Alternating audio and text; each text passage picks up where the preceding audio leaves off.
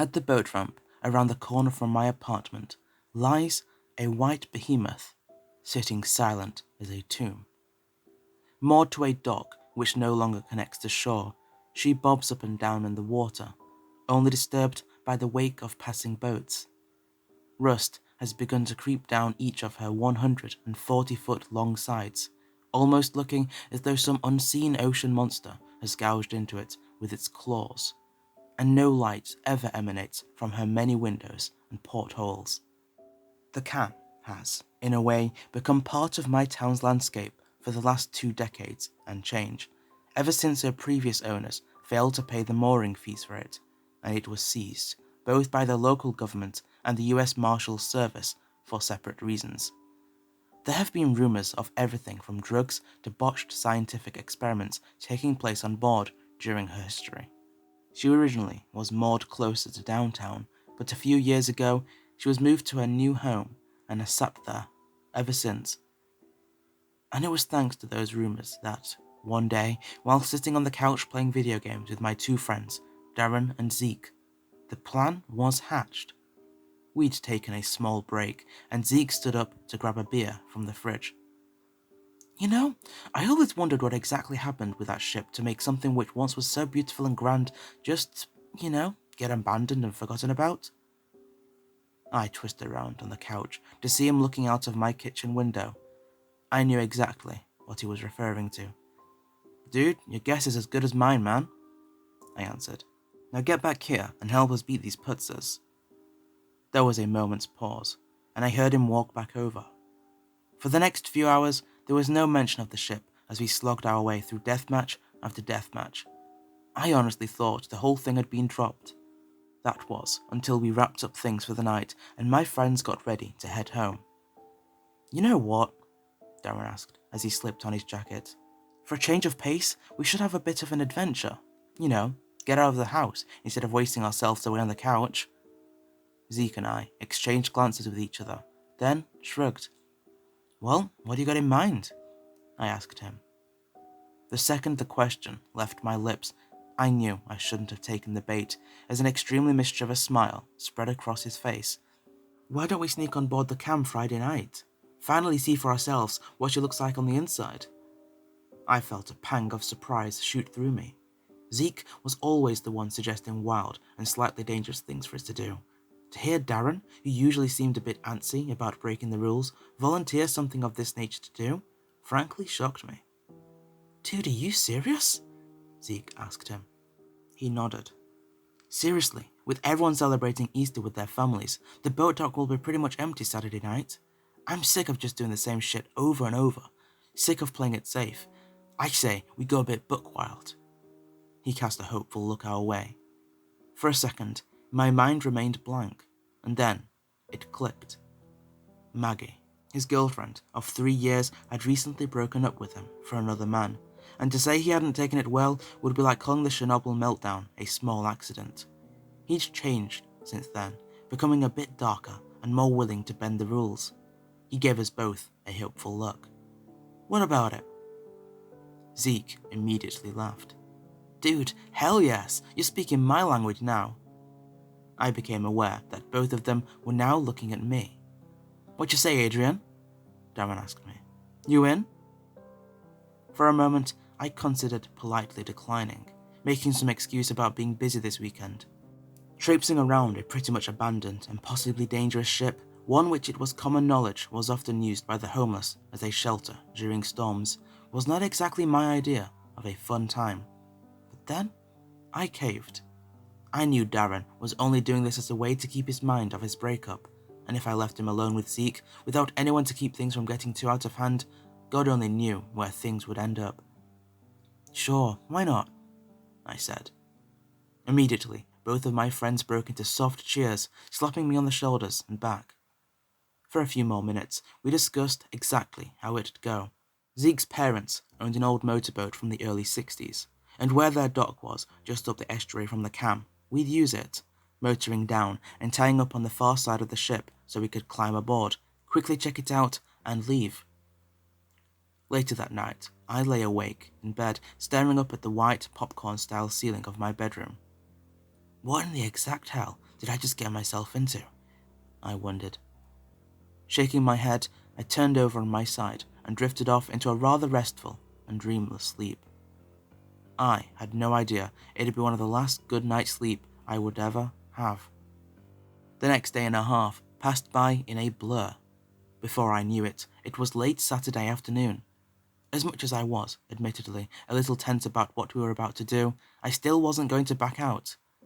However, I did stop by Empire Mercantile to pick up a few items I wanted for the trip before heading to Zeke's parents' house. As I drove through the quickly emptying streets, I craned down to take a look out of the windshield of my Lincoln at the setting sun. It looked almost blood red, sinking below the horizon. For some reason, it made me shiver slightly. I shook my head, speaking aloud as I pulled into the driveway. Get a grip, Adrian. Knock that superstitious bullshit off. There's nothing ominous about a red setting sun. Pushing the feeling away, I got out and passed around my purchases to the others. Each of us now had a pair of thick, tear-resistant and waterproof gloves and a small but powerful flashlight. What the hell are the gloves for? Zeke asked as we walked down the backyard to the dock. I raised an eyebrow at him. Have you seen how much rust is all over that ship? You want to cut yourself on a piece of rusty metal and risk getting tetanus or something? A look of realization passed over his face as my words registered. Oh, was all he said, and then went silent. The three of us strode down the dock and climbed down into the 18-foot wooden boat, and a second later, the big black and silver Mercury 1000 outboard roared to life. Here, man, Zach said, offering me the wheel. You're the best of the three of us at piloting a boat. I don't want to piss off my folks by hitting anything. I rolled my eyes slightly, but sat down in the seat, and after the stern and bowlines had been cast off, nudged the throttle forward slightly. Flicking on the running light, we pulled away from the dock and began our journey down to the cam. Everyone was silent on the journey, though whether the silence was from excitement or apprehension, I couldn't tell. I gazed ahead of me, looking around as I allowed the 60-year-old motor to open up to full throttle. The last remnants of daylight were just barely visible over the edge of the dunes which separated the river from the Pacific Ocean. It honestly is a bit eerie out here when everyone else has gone home for the night, I thought as we passed by the channel marker buoy. All I could hear was the slap of the water against the boat's hull, the drone of the outboard, and occasionally a seagull cry overhead. I closed my eyes for a moment, inhaling the rather calming smell of the sea spray in the air, along with the mudflats which had been rising from the water with the arrival of low tide. The slight sense of peace was shattered by Darren's voice behind me. There, to port! My eyes snapped open, and I glanced off to my left. He was right. I could clearly see the white paint standing out a good bit in the gathering darkness. Slowing the boat, I searched for some place safe for us to tie up alongside her. Darren realized what I was looking for. Adrian, there's a boarding ladder on her side. Large, obvious wooden steps set into the hull led up the starboard side of the ship from the waterline. I nodded. Nice catch, man, I said, looking back to see a smile of accomplishment adorning his face. Slowing the boat even farther down, I swung it around and approached the ladder. Zeke climbed past me and over the windshield onto the bow area, picking up the curled bowline to help tie the boat up. I put the boat into neutral and let it coast the final few feet to the side. Careful, bro, I called out softly as I saw my friend was preparing to step off the boat and onto the ladder. Don't worry, dude, I got this, he called back confidently, and with a last cocky smile, he hopped from the bow onto the ladder, causing a slight spike in anxiety to shoot through me.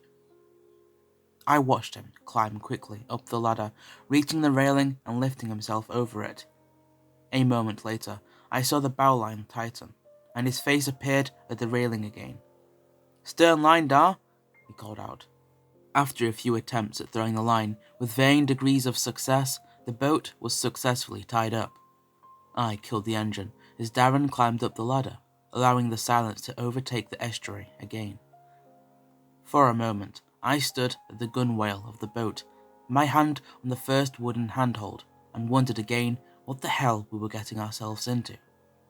A little too late to back out now, though. Sighing slightly, I tightened my gloved hands on the purchase and climbed up.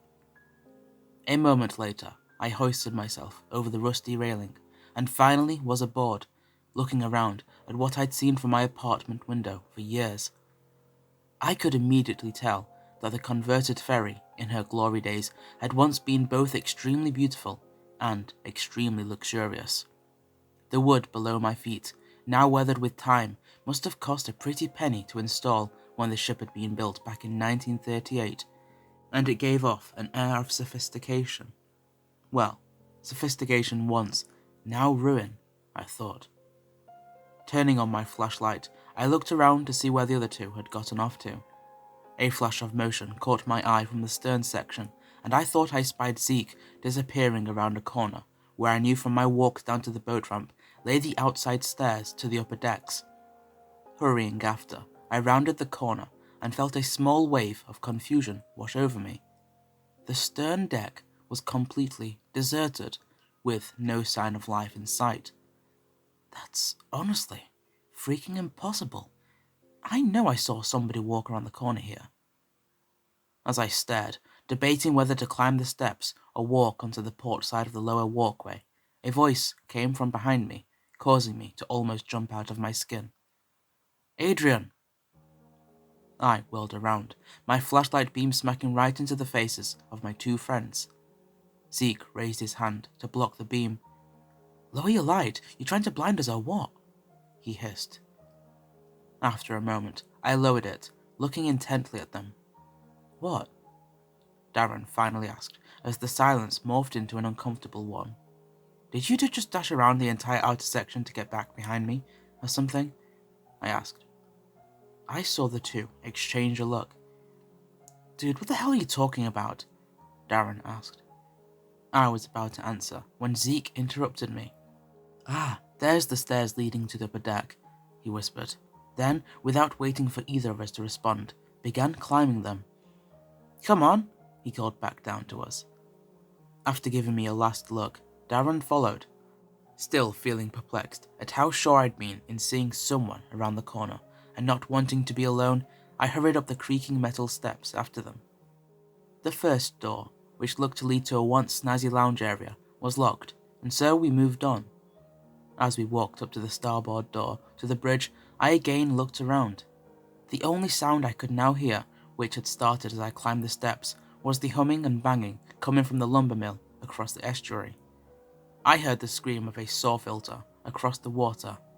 In the dark, and on what I had to admit was already a slightly eerie vessel, I didn't like how it almost sounded like a woman screaming.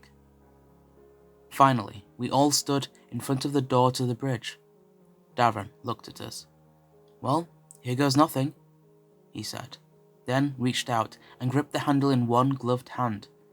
To our surprise, the door opened, and after an exchange of looks, the three of us slipped inside and closed the door. I shone the flashlight around. The ship never got an update on her equipment, that's for sure. The newest monitors I could see looked to be at least from the mid to late 90s, if not earlier. Aside from those, what looked to be all her old gauges and levers remained, all covered in rust.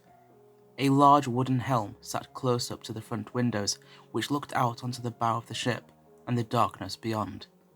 Darren stepped forward and pressed a few buttons on one of the monitors. "Well, the ship has no power turned on," he reported. "Oh, really? I wouldn't have guessed that. Thanks for the heads up, Sir states the obvious a lot," Zeke said sarcastically. "Hey, screw you, bro. I'm just trying to check things out," Darren hissed back. But I didn't hear what retort he received. My eyes were drawn to a rather large wooden table at the back corner of the bridge. Walking over to it, I saw in the flashlight's beam that old sailing chart littered the desktop, along with a red, closed book. Shooting a quick look around, I reached out and flipped it open, finding that it was the ship's log. As I heard the other two move around and to the door connecting the bridge to the upper lounge area, I read. Many of the more recent logs came from the early 2000s. Most just seemed to detail her final voyage from South America up to here to the Pacific Northwest. Simply mundane notes. However, one entry from late October of 2002 caught my eye. October 23rd, 2002. We've made it all the way from Panama, halfway up the California coast. The ship is running well, and the small handful of crew we've hired to bring her up to Portland tells me everything seems to be in working order. With luck, we'll reach Oregon by the first few weeks of November, barring one or two moorings to resupply and refuel. However, I must make mention of one thing.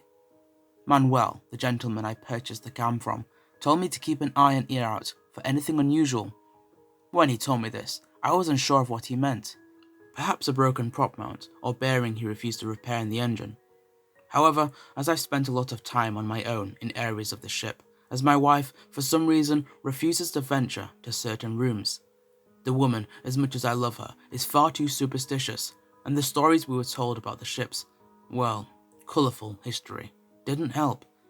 I've come to hear, well, I probably am just hearing things.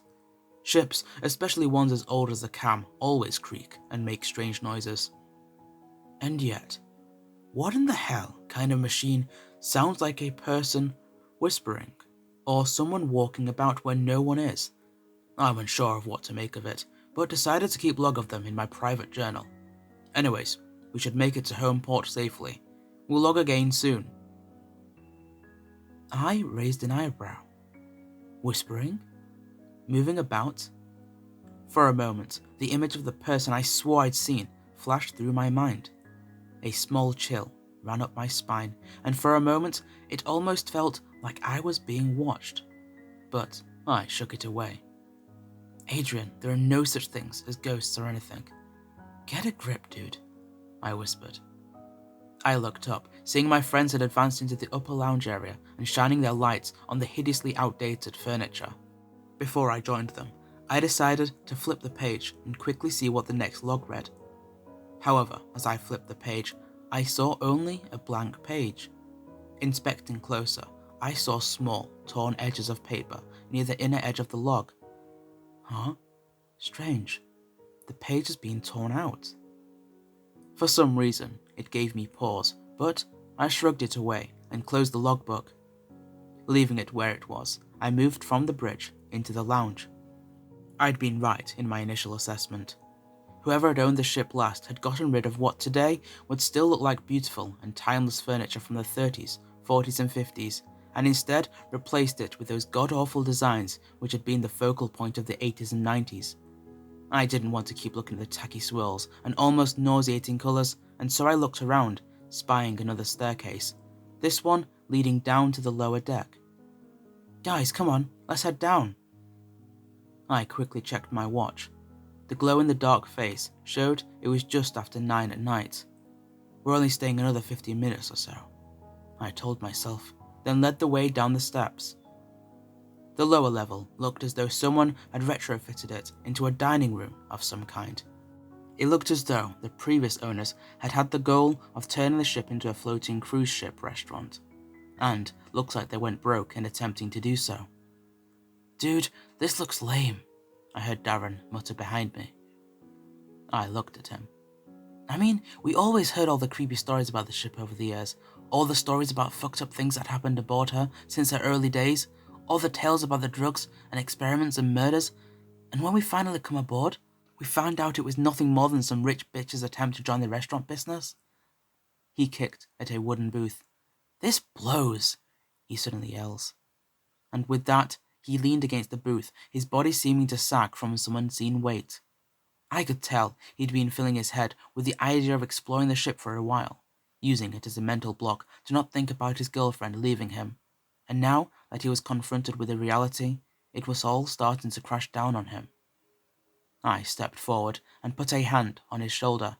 You know the stories we heard were far too good, or should I say bad, to be true, man? I said. That's how urban legends start. Someone takes something, blows it way out of proportion, and after a long game of telephone, it barely has any resemblance to the truth.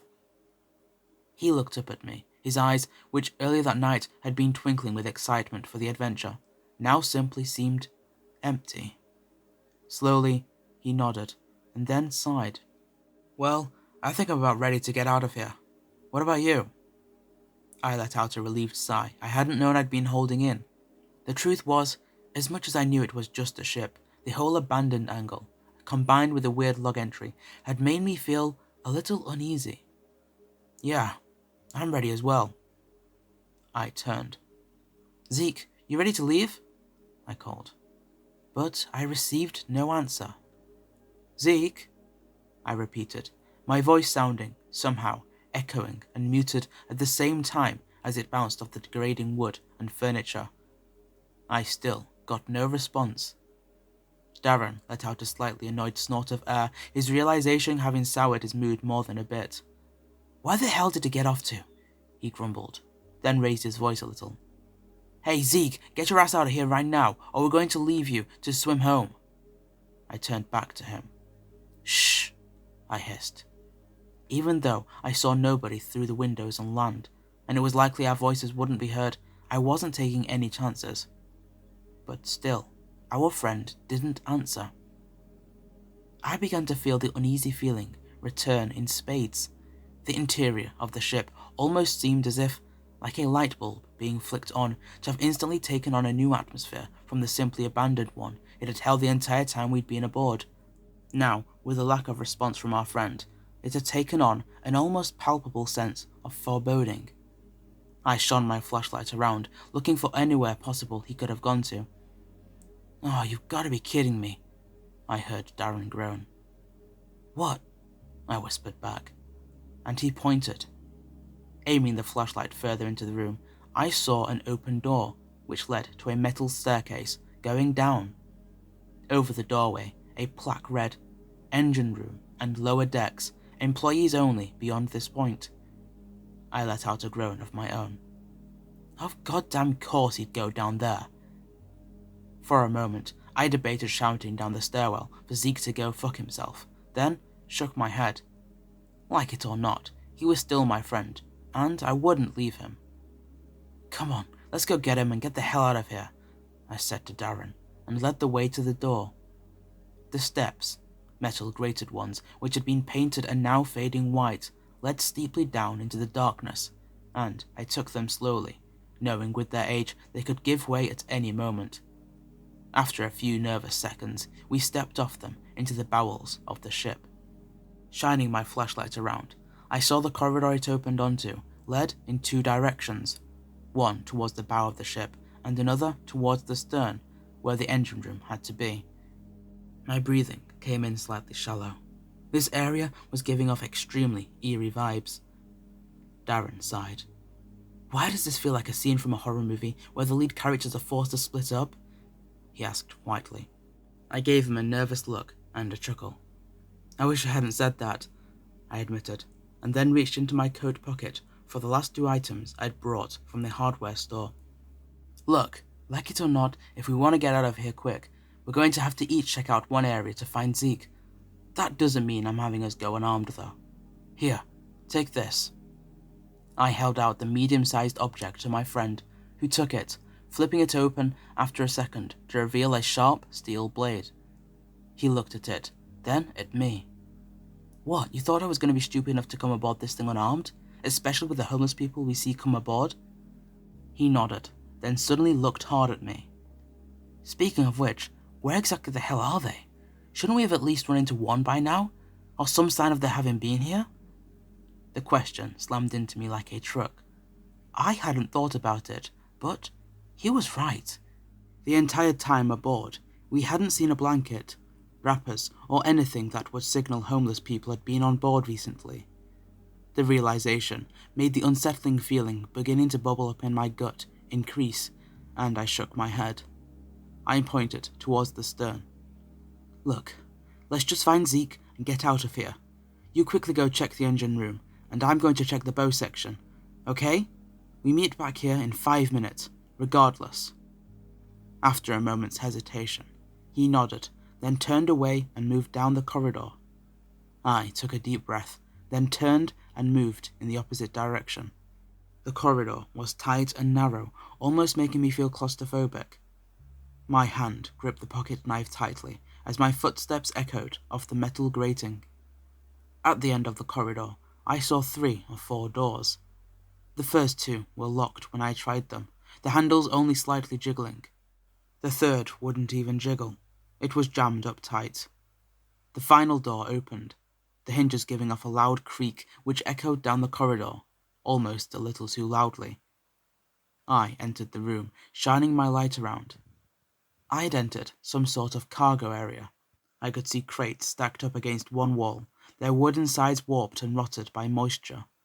Against the far wall was another desk, though this one was much smaller and less grand than the one on the bridge, and much older as well. It almost looked to be as old as the ship itself. I crossed to it, stopping as I thought I heard a creak behind me. Every muscle in my body tensed up, and my grip on my knife grew slightly sweaty. I took a deep breath, feeling again as though I were being watched, and finally spun around. No one was behind me.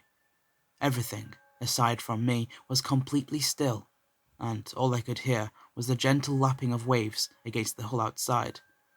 Giving a last wary look to the gloomy corners of the room, I turned back to the small desk. Immediately, I saw a few things which just seemed off to me. The first was that strange symbols appeared to have been carved into the desk, ones I had never seen before.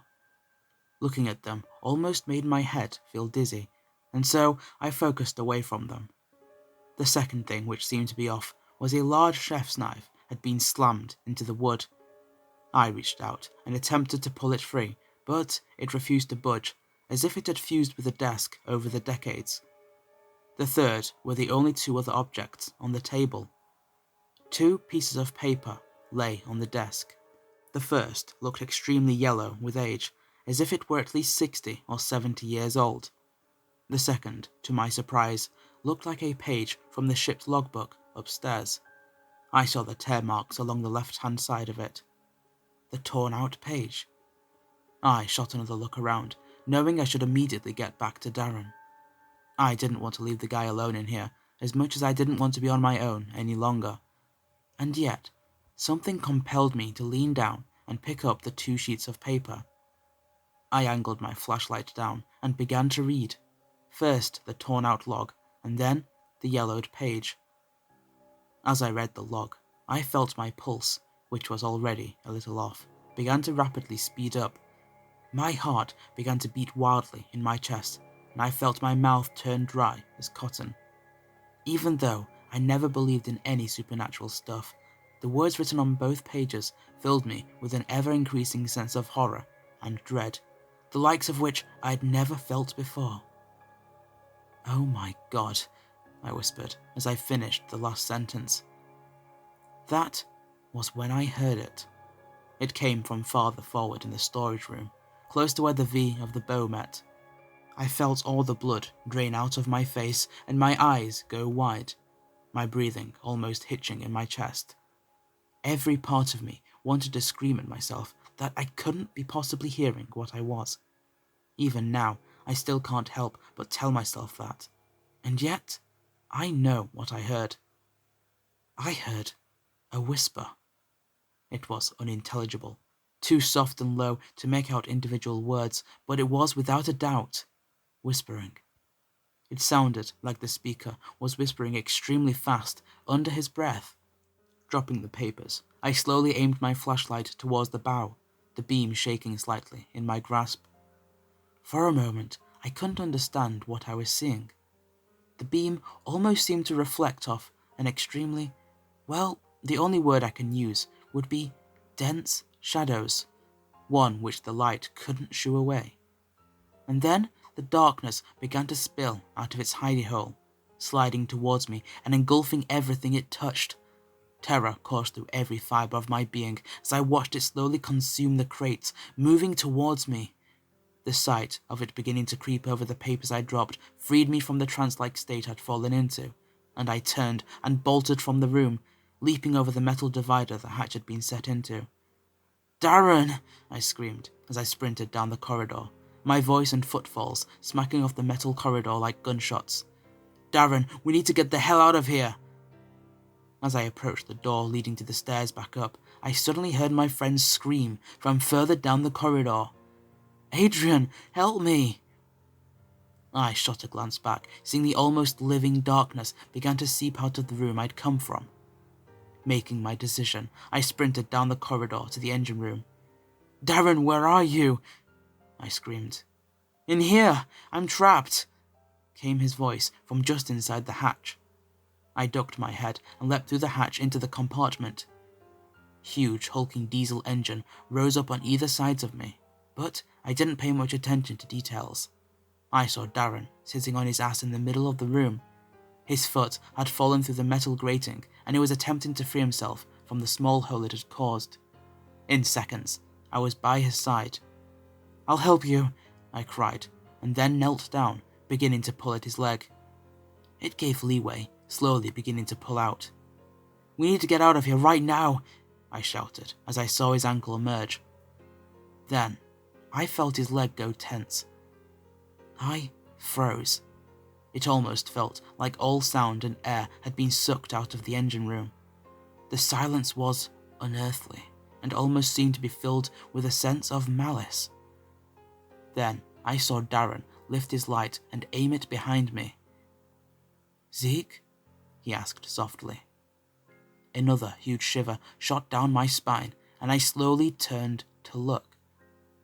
Sure enough, Zeke stood at the other end of the engine room. He had his back to us, standing half in and half out of the shadows. I aimed my own light at him. As it passed over him, he almost seemed to wince at the light. "Zeke?" I called out again, after a moment. I was about to call again when the sound made me freeze up, and I know Darren heard it as well, because I saw his face go as pale as mine.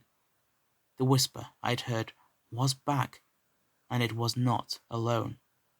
I couldn't tell how many there were, but it almost seemed like an entire group of people were rapidly whispering.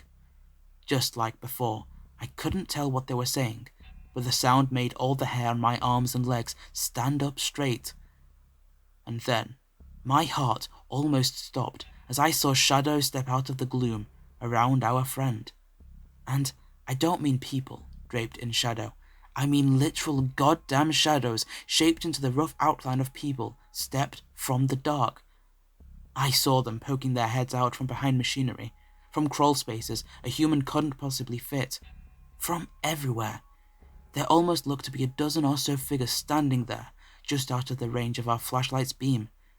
And now, I could tell the whispering was coming from them. Keeping my eye on them, I reached down and began fumbling to free Darren's ankle again. I'd just about gotten it free when a new sound began, and this one did make my heart stop. Zeke had begun whispering himself. I couldn't tell what he was saying at first, as he was facing away, but it was almost in an identical manner to the shadows, low and fast. I leant forward slightly, as I felt Darren's foot pull loose, and to this day wished I hadn't, because I finally understood what our friend was whispering. "We'll never leave. We'll never leave. We'll never leave. We'll never leave." The same 3 words he kept repeating over and over, almost like a mantra.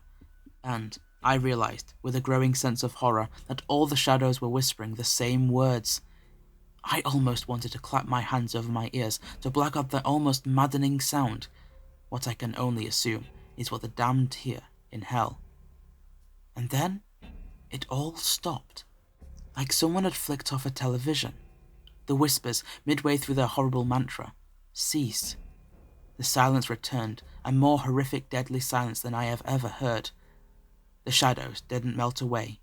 They stared, staring at us in the unearthly stillness. And then Zeke spoke clearly, in a voice that for some reason sounded just off. "We'll never leave," he said quietly, and then turned to finally face us. I clapped a hand over my mouth to keep from screaming. My friend's normally bright green eyes were gone. In their place was just sheer blackness. It was as if a squid had squirted its ink into them, turning them completely black, irises and all. Equally as horrible was the grin which was plastered over his face. It wasn't one I'd ever seen a human being give. And then He spoke, again with that voice that sounded wrong, as if it weren't just him speaking, but someone or something else. And the 4 words he spoke did practically cause my heart to stop. "And you'll never leave." As the last word left his lips, the shadows, which had stayed where they were this entire time, began to move forward, towards us. I shot a terrified look at Darren, who was stumbling to his feet. He had an identical look of horror on his face. We locked eyes as the shadows began to move towards us quicker, and then we were dashing out of the engine room. The whispering returned, almost deafeningly loud as we ran. It was joined by 2 more sounds, mine and Darren's screams.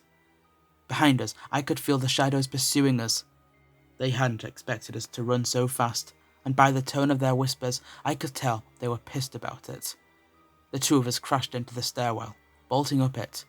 In the chaos, I dropped my flashlight and heard it bounce back down the stairs behind me, but I didn't stop to look, nor did I want to look back. God only knows what I might have seen if I had. We burst into the restaurant area, running for the closest door. For a moment, I was terrified that, like what had happened before a character's death in a horror movie, the door would be jammed. But after a few terrified seconds fumbling with the lock, the door flew open, letting in the sea spray from outside. "Forget the boat, just jump!" I shouted at Darren, feeling the shadows still behind us. Almost as one, we took 2 running jumps. My right foot landed on top of the railing, and I pushed off. For a moment, the dark world swirled around me, and then the freezing cold water enveloped me. For a few seconds, I feared I would drown in the darkness, and then my head broke the surface. Sputtering out salt water, I immediately began swimming for the boat ramp, hearing the splashes of Darren beside me. After a few seconds, we reached the ramp, pulling ourselves onto the concrete and coughing. And after a minute, from Darren, sobbing. That horrific night was 2 weeks ago. Neither one of us knew what we could possibly tell the police without seeming insane, and we couldn't explain what we were doing aboard without getting into trouble, and so both of us just went home. Zeke's parents called the police to report their son missing a day or so later. I heard they found the flashlight I dropped, the bulb broken, but they found no trace of Zeke. I knew they wouldn't. I feel consumed with guilt for my friend's disappearance. I had the chance to tell them no when they asked about sneaking on board, and I didn't. No amount of booze can chase that fact away. I keep my kitchen blinds tightly shut now. I'm too terrified to look out of it. Too terrified I'll see those shadows staring at me from the windows of the cam, and I haven't had a decent night of sleep since. I keep having recurring nightmares. Horrible nightmares of those shadows coming for us. Nightmares of my friend, or whatever he'd become, telling me in that horrible voice we'd never leave, before melting away to become a shadow himself. Nightmares of running down an endless maze of metal corridors, the whispering always following just behind me. But almost worse than that, I dream of those 2 papers I found in the storage room. The yellowed paper, telling in detail, which I don't dare describe, all the evil, depraved acts that the second to last owners did aboard her. Acts which dealt with the occult, dealing with human sacrifice, and more, with turning the ship itself into a sort of conduit. For what, I don't know, but from what I saw, a conduit or doorway for things which are insatiable, and beyond evil. And the final, brief log entry of the cam's previous owner.